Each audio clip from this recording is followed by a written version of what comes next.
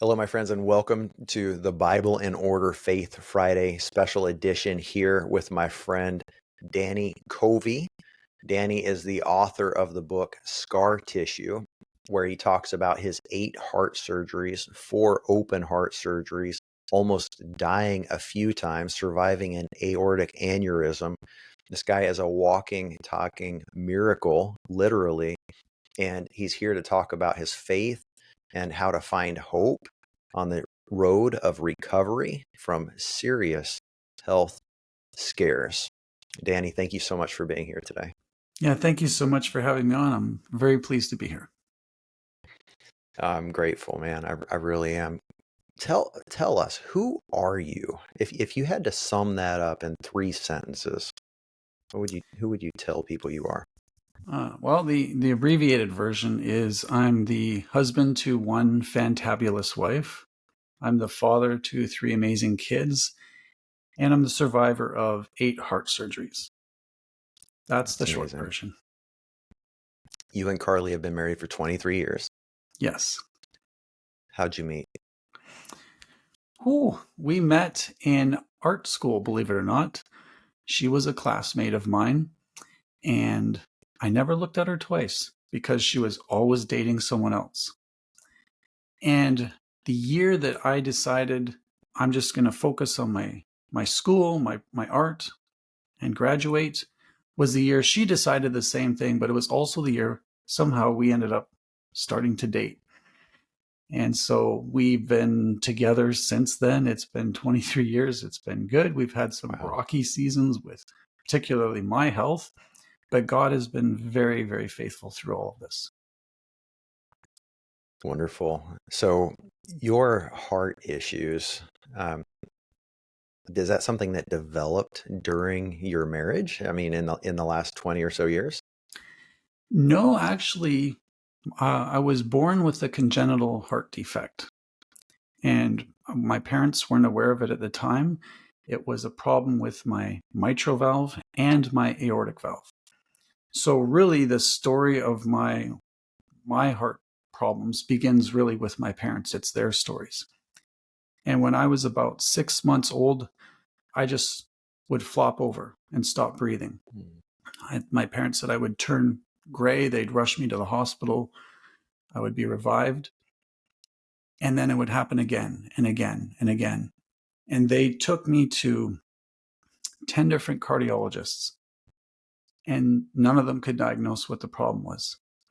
And finally, that 11th cardiologist said, you need to rush him to Sick Kids Hospital in Toronto, Ontario, Canada. And it was there that at 18 months old, I had my first open heart surgery. Wow. And for me, I grew up as a kid. I was that kid in gym class who just didn't get picked for any teams because I wasn't there. I Mm. had surgery after surgery after surgery between the 1978 and 1990. And Okay. finally, when I was a teenager, I had an aortic valve put into my heart. And once that valve was put into my heart, for the first time in my life, now I actually was recovering. I had health. I could try things. And so I Wow. went years without any surgery. And so my wife had always heard these stories. You know, when I was a kid, I had surgeries. But it was really in 2018 where, I was back on the operating table, and then we had to go through that as a family, now with my family and not my parents. So in 2018, how many years had it been? It had been 20 years or so since your aortic Yeah, valve was. I lose track. It had been my last surgery before that was in 1990, and then I had surgery again in 2018. So whatever that math is, I'm not quick on my feet with the math, Yeah. but that's how long it had been. It had been 20 some years. Okay. And God had been very good. I'd had excellent health. I was able to do a lot of things. But I noticed in 2017, I'm sorry, my surgery was in 2017. Okay. But I noticed during that time that things got very difficult. Walking up and down the stairs got difficult. My heart felt heavy. It felt like there was somebody sitting on my chest. Mm. And it was really through I'll call it a divine mistake. that they discovered I had an enlarged aorta, and it was at risk of bursting. And in fact, it did burst. Wow. Wow. Was that on the operating table that aortic aneurysm burst? They're not sure. It either burst moments before or just as I was being opened up. Wow. And when I was on the operating table, the surgery was going to replace my aortic arch, and it was going to replace my aortic valve, which was now 20 some years old. But when they opened me up, it was an emergency surgery. I went 9 minutes without blood or oxygen, and it was just a mad dash to save my life. And interestingly enough, I'll spoil it for you. I made it, but I was gonna ask. I was going to ask. but interestingly enough, the term being used in the hospital was that my surgeon had been a miracle worker. Mm. So even from the viewpoint of science and medicine, they knew this was not normal. This was an anomaly. And they couldn't attribute it to anything they did. It was just flat out a miracle. What was life like for you recovering after that surgery in 2017? In some ways, this is going to sound very strange. In some ways, it was very familiar. This was my 8th heart surgery. This was my 4th open heart. And so the process of recovery, of what to expect, was actually very familiar. I'd been through this as a kid. I knew, okay, it's going to be sore like this for this many weeks. Getting back to work is going to take this long. Feeling like my old self is going to take much longer. And so I kind of looked at that as a small blessing because it wasn't something new that I'd never experienced before. I knew the steps involved. However, with any surgery, with anything new, there were some new challenges that I hadn't had before that really just required extra grace. And I can get into that a little bit if you're curious. Yeah, absolutely. So this surgery, I had 2 things happen that was different from other surgeries. Number one, I had a hard time getting off pain medication. And so I was on up to, I think, 11 different medications. I was trying to wean myself off. And then I stopped and things got very difficult. I had difficulty sleeping. I actually felt like a junkie. Like I was shaking, I was tired, I just was not myself. And so it took several weeks to get normalized from being off of all those heavy duty pain meds because they were very strong.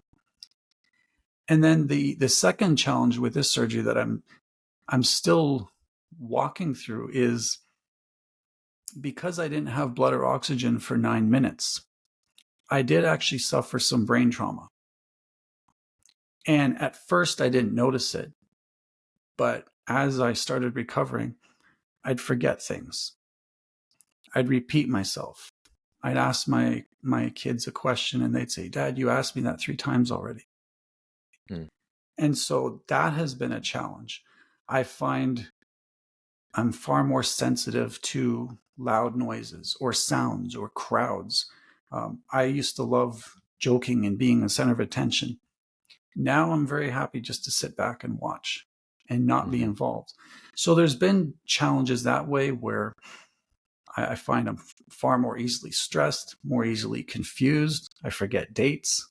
It's just a number of little things that I've just had to say, okay, we're going to slow down and we'll just take this as we can. How have you seen these changes in the way your brain works affect your marriage and your relationship with your kids? It's going to sound bizarre, but it's actually been a good thing. When I had surgery, my last surgery, I was 40 years old.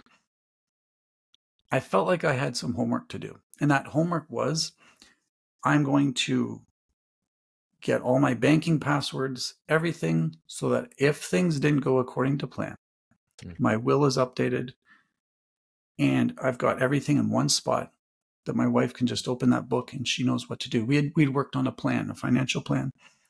But in addition to that, I felt this very compelling need to write a letter to my children in the event that I didn't make it. And what would I say to them? What would I say to my wife? And I took the time, I shed many tears over what I would write.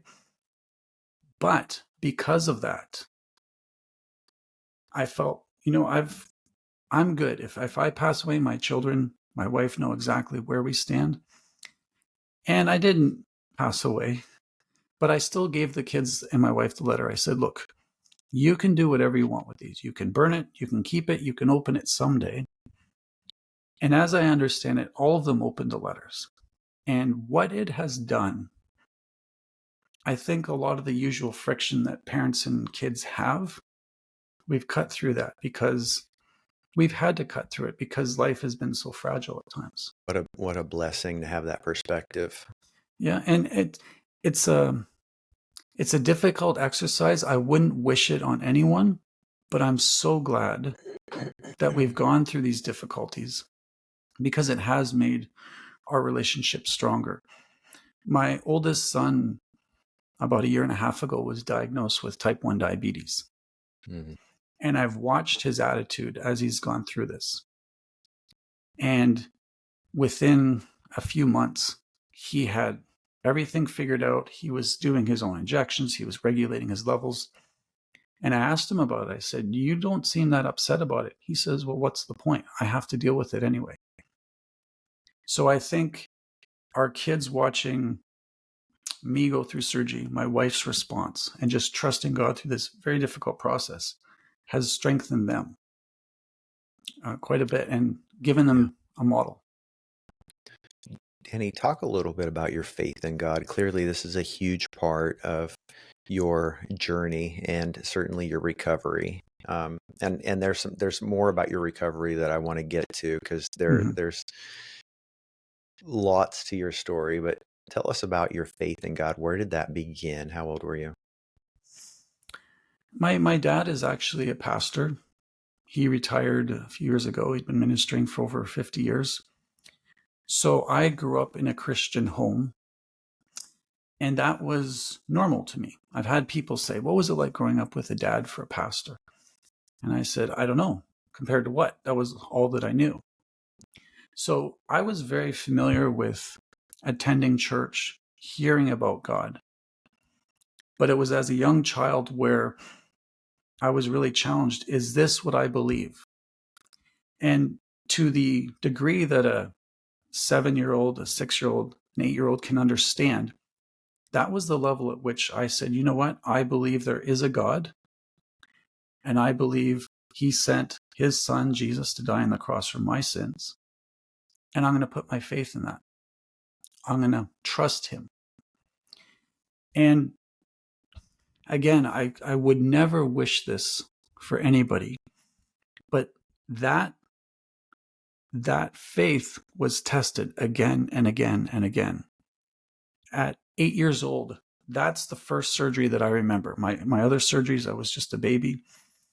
But I remember at 8 years old, in the operating room, minutes away from being put to sleep, and then at an 8-year-old level saying, if I die, where will I be in 5 minutes? Mm-hmm. And am I confident that if things don't go well, of where I will be? And then asking that same question again at 14, where the anesthesiologist is putting a mask over me, and literally in 30 seconds, I'll be asleep. And will I wake up? And if I don't, am I confident I know where I'm going? And then again, as an adult, having that same thought process go through my head, I think there's tremendous value in having your beliefs tested. It's just a very difficult journey. I prayed a very dangerous prayer, and it was, God, do whatever it takes to get me to where you want me to be. And I literally, driving a garbage truck in Granite Quarry, North Carolina, on a Friday afternoon in March of 2006, content, but he shook up my entire life. And I'm so grateful now to do what I do and to have the life and the family and everything that we have. But it was a difficult and painful road transitioning. God saying, "Okay, I'm gonna do what I need to do to get you to where you need to be, but it's gonna hurt. It's gonna hurt, Yep. kind of like a surgery. A surgery to remove scar tissue was going to be really painful." Which takes us back to your book, Scar Tissue. What an Mhm. interesting name. Why did you choose that name for your book? And there's a great story behind that. Um, a friend of mine wanted to write a book, and he wanted to bounce some ideas off of me. So we went for a very long 2 hour plus walk, and he just different ideas. And at the end of it, he said, "Would you ever consider writing a book?" And his question kind of caught me off guard, and I thought, well, I'm too young. I'm, books are what silver-haired people write in their 70s and 80s. But that idea stuck with me, and the idea, I didn't get the idea got a hold of me. And so I went home that night and just started making some notes. If I wrote a book, what are some things that I might want to include? And 12 pages later, I realized, man, I've got something to say. That title, Scar Tissue, I'd had other ideas that were kind of there, kind of not there. And scar tissue came to me when I read an interesting fact. And that fact is that scar tissue is actually stronger than skin tissue. Skin tissue has blood cells, hair cells, sweat glands, but scar tissue is actually stronger. It's a healed wound that says, I'm healed and this is my story. Mm, And when I realized that fact, that even though the skin is marred, even though the skin is ugly, it's stronger. mm, And when I realized that, I thought, there's my title. And in the book, scar tissue is not just physical scar tissue. It's kind of a concept that I discuss. yeah. And it's that concept where you go through something very difficult and it's challenging and you want to give up. And that's literally an open wound. And if you don't allow that wound to heal and get that scar tissue and become stronger, it's always going to be an open wound. It's going to Hmm. be an area of pain. And so scar tissue is that concept that says, I'm not a victim. I'm going to overcome this. I believe that there is purpose in my challenges, in my struggles, and I want to become stronger through it. That's where the title came from. That's beautiful, Danny. Thank you for sharing that. How are you, Danny Covey, stronger? I mean, how is the scar tissue exemplified in your life post this most recent recovery? Oh, I would say two things. I think, well, I know human suffering is a human universal. You'll suffer or you have suffered. I have suffered and likely will suffer again to varying degrees in different situations. All of us suffer. And in every surgery, in every difficulty, I've always believed that God has purpose in my suffering. So that means when I go through hard things, it's not without purpose. There's a reason why we go through the things that we go through. We may not always understand it, and that's something that I wrestled with in my book, the idea of survivor's guilt and why does God answer some prayers and not others. And I didn't come to a good conclusion, but I just had to say God has a reason. And so that's really helped me through my surgeries, is just knowing there's a reason. And probably the biggest issue, and I say this as candidly as I can, I've never asked God, why me? Why did I have to go through this? Because I don't think we'll ever know. Why did I go through X, Y, and Z, and this person went through these other set of circumstances? But I have always tried to ask God, what are you teaching me? What's the lesson? When I ask the why me question, That's where bitterness creeps in. When I ask the, what are you teaching me? That's scar tissue. That's like, okay, I can heal from this and become stronger through it. Yeah. Yeah. I, I know God wants clear and honest communication with his children. I mean, Jesus was perfect. He did not sin. And he said, "Why have you forsaken me?" from the cross. There's no bad question as long as the motivations are correct. I mean, Mm-hmm. when my entering into the kingdom was with a very raw, very real question. What do you want me to do? Hands in the air, angry, like shouting at the sky. What do you want me to do? But it was the first time at 26 years old that I was honest with him. Like I really wanted an answer, not just Mm-hmm. the answer I wanted to hear. Um, so I just, it makes so much sense how this all comes together for you. Talk, if you could, about who Jesus is to you and what role the Bible has in your day-to-day life. If I can say this respectfully, Jesus is my fellow patient. He's my sufferer with me in those Mm-hmm. times. There's an idea that I've kind of kicked against where God expects, or I'm told that God expects, if you follow him, everything in your life is going to be good. Your health is going to be great. I've really challenged that because I don't see evidence of that in the Bible. I see a lot of followers of Jesus suffer joyfully for his sake. And so that's been Jesus. In my hard times, when I'm in the hospital and I'm in pain and it's dark and I'm alone, he's right there with me. When I'm recovering and I'm getting, progress and I'm doing well, he's celebrating with me. So he has been that constant through line throughout my life. And I love it because from a child to an adult, going through these same circumstances of surgery and recovery, how that relationship with God and Jesus has changed over time. Not that they've changed, but my understanding has changed. Someone asked me, how do you have hope in what you've gone through without God? You can't. You can't. I could not go through what I went through without the Lord in it with me. Yeah. I'd talked to someone about 2 or 3 years ago, and I describe him this way. He was like the bizarro version of me.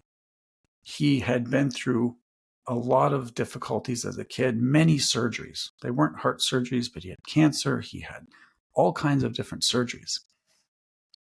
But he didn't follow God. He didn't have that knowledge that God was with him. And he was bitter. He was angry. Why did this have to happen to me? I'm a survivor. I'm just going to fight my way through it. And it was really sad because I wanted to encourage him, but our approaches were so vastly different. Mm. I'm here saying, you know what, there's purpose in this. God is something. And he's like, no, why did this happen? Why couldn't it have been someone else? I've been robbed of the life that I should have had. It was a very difficult conversation. But that difference is God. It's God walking with you through those difficult times and knowing he has purpose in everything. Mm-hmm. How has your relationship with your wife morphed over the years, or changed, or grown, or been strained? Just even after this most recent recovery, this most recent surgery 6 or so years ago. I'll be candid. You mentioned the word strained. And from her point of view, I would say pre-surgery, I was the class clown. I joked a lot. Surgeries were stories that she'd heard about that may or may not happen again someday. And they happened. And then she was face to face now with this reality that she'd heard about, but now, it was very difficult. when I had almost died in the hospital, the surgeon came to talk to my family. And when he walked in the room, he slumped down on the chair and he just shook his head and he said, "We almost lost him." And my wife burst into tears. My family, my parents were there. And I think that's when the reality of this really hit, that it wasn't just some abstract conversation. Now it was real. Mm. With some of the neurological challenges that I have had, I get more stressed easily. I get confused more easily. I get lost. If I leave the house, I'm probably going to be back in 3 or 4 more times. Where are my keys? Did I forget this? And so it's been harder on her. And at the worst of it, in 2018, she had said, "You know what? I just want my old husband back." And that's when I realized my difficult road to recovery was, excuse me, really affecting her. And so I sought Christian counseling. I talked to somebody just to kind of work through. But it's become an area, again, what can we learn from this as a couple? I don't know why this happened. She doesn't know why, but it's the reality of our situation. So what can we learn? We're going to grow through this. Our marriage is different. I don't joke as much, but I'm still there. There's still glimmers of that old Danny, I guess. But we've learned to walk through it. It's different, but it's given us new areas to trust God in and new areas to grow together. So no, it hasn't always been easy, especially for her at times, but we're working on our, what I call better than normal. Not a new normal, not going back to normal, but our better than normal. I like that. I like that. Thriving, not surviving. Talk specifically about the recovery? And I mean, going back to the name scar tissue and the meaning behind that of becoming stronger and even impenetrable in some senses. Tell people more about some of your victories after this most recent heart surgery. All right. Well, I'm going to back up because I'm going to get there. But when I was 14 and I had a mechanical valve put in my heart, I'd mentioned that that was the first time in my life where I actually was recovered and I could do things.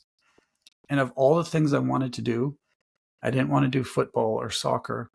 I wanted to get into martial arts. And so against the better judgment of my parents and my cardiologists and my surgeons, I said, "Look, if I don't compete, could I do martial arts?" And they very reluctantly said, "Okay." So that was a journey that I pursued in my teens. And then again in my 30s, I got back into martial arts. I got into jiu-jitsu. So as I'm advancing in jiu-jitsu, I'm at my brown belt, which is just before black belt. And then I run into all these health challenges. And all of that's put on hold. Now you're having surgery. And by the way, you almost died and you have a new ascending aorta and your old valve is still there and it's 30 some years old now. So you probably want to be careful about what you do with your health. And at that point, I'm going through recovery. I'm in the hospital for just over a week. I'm home. The doctors are saying you have to walk every day to build up your heart muscle and strengthen it. So my first walk was a whopping 4 minutes. I came back into the house, I fell onto the couch, and I slept for 2 hours because just a 4-minute walk wiped me out that much. Wow. So a few weeks later, each day I'm adding a little bit of time to my walk. And a few days later, I'm walking, it's at night, and I'm shuffling on a trail near my house. And I'm feeling sorry for myself because I'm imagining, how am I ever going to get back into martial arts? I'm hunched over, I'm in pain. And then right on cue, it starts raining. And I remember talking to God and saying, "God, I don't know what the future looks like. I don't know how fast I'm going to recover, but, today it hurts. And thank you, you're here with me, but this is hard." And then literally, 4 minutes becomes 10 minutes, becomes an hour. And then I was walking up to 2 hours a day. And then I'm incorporating running and light weights. And then suddenly I want to go back into martial arts. And the cardiologist, my parents again, no, you've done enough. And I said, but what if I was careful? What if I wasn't stupid, but I just challenged myself, but I didn't take unnecessary risks, but I pushed my limits. And so I did. And I got back into it. And the irony now is I had a checkup a few months ago with my cardiologist. And the irony now is they say, your heart's actually very strong because you've been pushing it. Mm-hmm. But I've only been pushing it because I didn't fully embrace their advice. Yeah. I don't want to say I didn't take their advice, but I just didn't fully say, all right, I'm not going to do anything. And again, that's that concept of scar tissue. Push your limits safely. Yeah. Challenge yourself safely. Yeah. And so what about jiu-jitsu? Did you continue that journey in the chasing that black belt? Oh, this is beautiful. 20 months after open heart surgery, I spent 5 hours in a black belt exam and I earned my black belt. Oh, that's And awesome, I say earned, not given. I was very adamant. I didn't want special treatment. There were some times where my breathing was very heavy and labored and I sounded like I was going to die. I caught my breath and I continued on. One of my first classes back, I was part of a demonstration and somebody accidentally kicked me in the chest. Oh. And they froze and they looked at me thinking I was going to keel over and die. And I just smiled at them and I said, again, you're going to have to do better. Yeah. So, and again, that my chest, it's meshed together with staples and scar tissue. And so it's pretty strong. It's not going to break. But that was my introduction back into it. And I was ready, but it's been, as strange as this sounds, it's 2 Corinthians 12, 9-10. Those are my verses. Years ago, I heard people talk about, I've got a life verse. And I didn't have that until I went through surgery. And that has become my life verse because the areas that I am most weak in are the areas that God can shine the brightest, where God can do the greatest in those areas where we struggle the most. And that was 2 Corinthians chapter 9, verse 10? 2 Corinthians 12, 9 and 10. 12, 9 and 10. Okay. Are you able to quote that or should I look it up? And I'm not sure which version, but he said, and he said unto me, my grace is sufficient for thee, for my strength is made perfect in weakness. Much more gladly then will I rather glory in my infirmities, that the power of Christ may rest upon me. Amen. Danny, last question. How do you see the power of Christ resting upon you? In exactly that way. The areas that I struggle the most are where he shines the brightest. I wrote a book that is touching people's lives because I have suffered. That book represents the hardest and darkest times of my life. And yet, here it is being given to other people as a tool of encouragement. And there's a quote that really cemented to me why we need to share our stories, why we need to talk about God and Jesus, why we need to talk about our difficulties. And I want to make sure I get it right. But the quote said, one day you will tell your story of how you've overcome what you're going through now, and it will become part of someone else's survival guide. Mm-hmm. Our Bible is humanity's survival guide. Mm-hmm. Your struggle, when you share it, becomes somebody else's survival guide. My book becomes somebody else's survival guide. Danny, tell us where we can get a copy of the book and where we can find more about Mr. Danny Covey. I'm pretty easy to find online. I have a website, dannycovey.com. You can order my book from there through my publisher. I'm fairly active on Facebook, Instagram, Twitter, LinkedIn. Just type in my name. You'll find me. You'll see a smiling bald head. That's me. So just look for that. But probably the easiest way is dannycovey.com. And I've got a newsletter as well that I send out each month called Still Ticking. And you can subscribe to that and follow my journey. Awesome. Danny, thank you so much.